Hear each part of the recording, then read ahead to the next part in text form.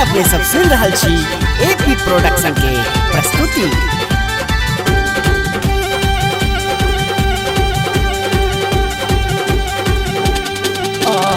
अंगना में होली खेले आयब भौजी अंगना में होली खेले आयब भौजी अंगना। हे खेलब होली हे खेलब होली हे खेलब होली ये खेलब होली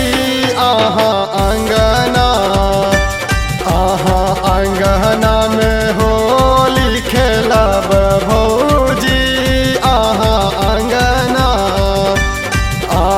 अंगना में होली खेले आयब भौजी अंगना।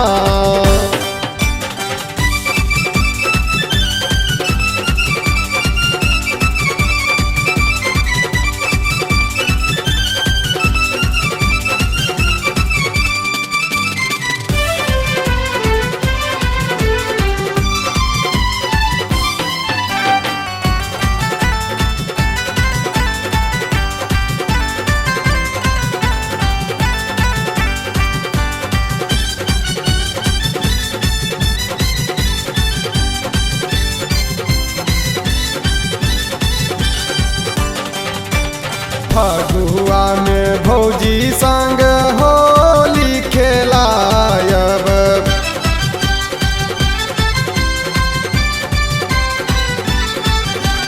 पिया मोरा तरह सा रंग लगायब। अही संग खेलब होली भौजी हे अही संग खेलब होली भौजी। अही संग हम होली खेलब भौजी अही संग हम होली खेलब भौजी अही संग हम।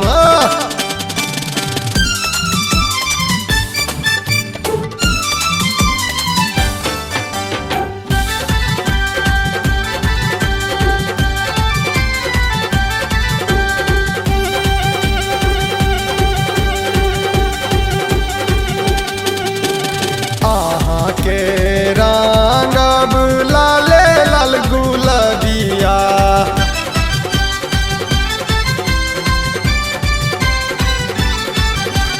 मोनक आस जुड़े देखी अखिया।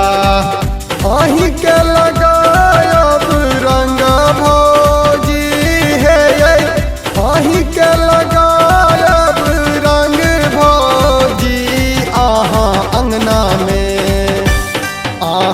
अंगना में होली खेलब भौजी अंगना में होली खेलायब भौजी अंगना में।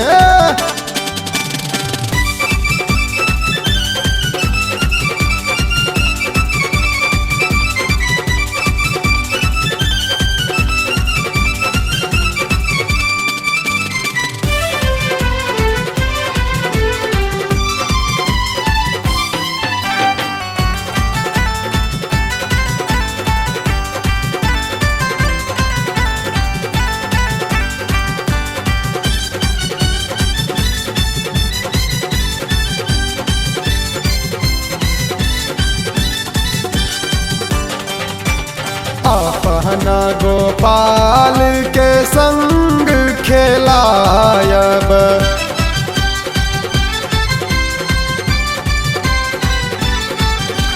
अपना अतुल के संग खेलायब।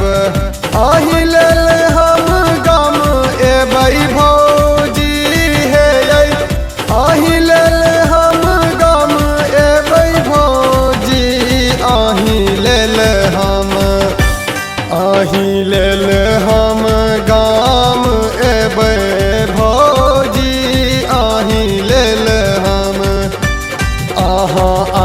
चरना में